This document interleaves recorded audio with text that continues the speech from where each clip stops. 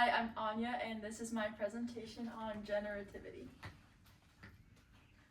Generativity can be described by many different theories, but today we're focusing mainly on Erikson's theory of psychosocial development. His idea is that it's support of the next generation, the upcoming generation, and the idea that midlife you're urged to leave a lasting impact, and he thought of it as the last role of psychosocial development. So based off Erikson's idea, Viller and colleagues said for him, generativity was a challenge associated with the seventh stage of his psychosocial developmental model, a challenge that adults have to confront in midlife once their identity has consolidated, which is the task of the fifth stage in adolescence, and they have committed themselves long-term intimate relationships, which is the task of the sixth stage in young adulthood. This explains how Erikson viewed generativity as the main task in psychosocial development. In my own words, generativity can be described as the desire of leaving a lasting impact by showing support of the upcoming generation, which can happen through roles like teaching, parenting, or being active in your community. So Erikson's theory of generativity is very much community-centered, and there's a strong importance of contribution. And his theory resonates with me most for a few different reasons. As I mentioned earlier, to me, generativity is the urge to support the next generation by leaving a legacy and a lasting impact in everything you do. My definition most closely aligned with Erikson's, and I think that has a lot to do with how my parents raised me. They cared very deeply about how I was taken care of and ensured that I'd be able to take care of my own children the same way someday. This concept makes me want to have a lasting impact on my kids someday, which gives me a stronger desire to contribute while I'm here on Earth as productively as I can. Not only can I make a lasting impact on my kids, but my creative personality can also inspire the upcoming generation to feel enabled to do the same creative expressions that I do. Pinazzo, Hernandez, and colleagues claim in this respect, if both generativity and community-oriented activities have at their core the idea of contributing to others, it could be hypothesized that generativity would play a more important role in community-oriented than in self-oriented activities. This shows the importance of community in the ages one starts to experience generativity to an extreme. There is also a significant cultural impact on generativity, which includes gender roles and expression of generativity, and also your community impact. Considering it is a very community-based theory, Hoffer and Bush share that culture shapes generativity and contributes to the idea that there are conditions within communities that encourage generative concern and action. This quote shows that cultural expectations influence how people develop generativity, if they do. Chen and colleagues claim these varied socialization experiences contribute to the shape of gendered self-perceptions and behaviors, which can later manifest in a way men and women express generativity. An example of this is gender roles in caregiving.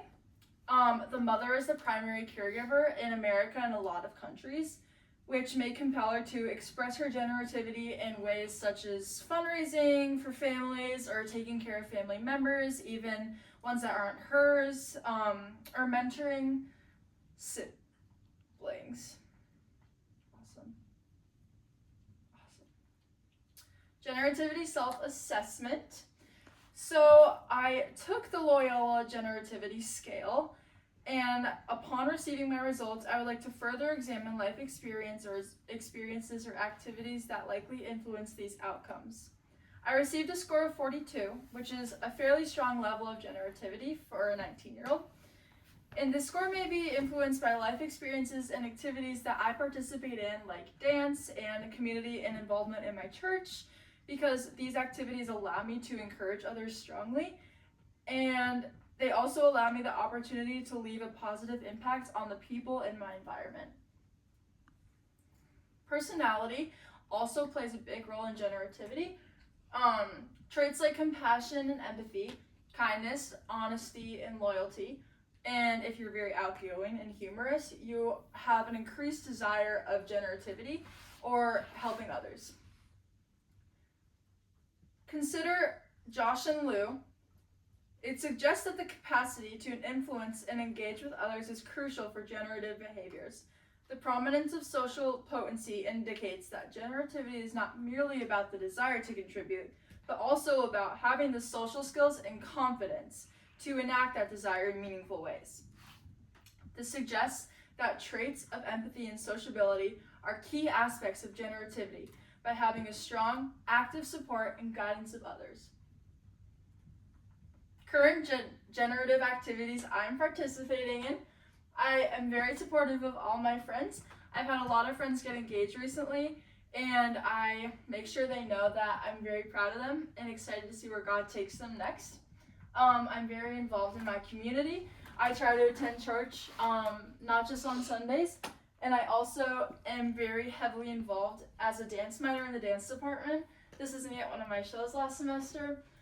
I'm very funny and encouraging, and I also pray for Punch the Monkey every night. My current actions display generativity because they involve supporting others while contributing to my community. They may help people feel encouraged and valued.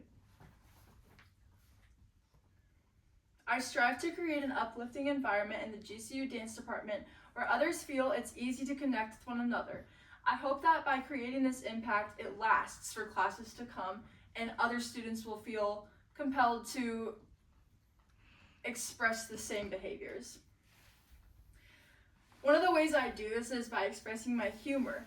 Humor is known to reduce stress and make tense situations feel a little bit more comfortable, so that can be very good for incoming freshmen who are super nervous and intimidated by the upperclassmen. I hope that my behavior can model the next class of GCU dancers to then inspire the next class of GCU dancers. Career goals and generativity. My career aspiration of criminal interrogation can contribute to generativity by encouraging honesty and vulnerability in the workplace. As Kavanaugh says, if the challenge of generativity is accepted, the development of trust in the next generation is facilitated and the psychosocial strength of care is obtained. This emphasizes that engaging in actions like mentoring or training heighten my generativity. Furthermore, this would allow me to promote trust and strengthen ethical standards within my field. Lifelong generativity. So why is this kind of important? You can support your own mental health and you can stay active in your community. How can you maintain it? I can engage in activities that support well-being, like mentoring young adults and passing to them important lessons that I've learned myself, no matter how old I am. Another way to maintain this generativity is to continue dancing, even if it looks a little bit different. I know this is something I love, and it is an environment that allows me to encourage others and build connections and relationships. Although it may later fade in life, generativity I hope will last in me forever. Raynilla and colleagues claim, taken together, it is meaningful to study the longitudinal associations between mental well-being and generativity among the same people during adulthood and test whether the links actually reflect differences between individuals or the within-person associations. This suggests that generativity and mental well-being correlate over time, which only further emphasizes the importance of maintaining a strong mental health now. You can only give so much to others if you fail to give to yourself. Why you should care.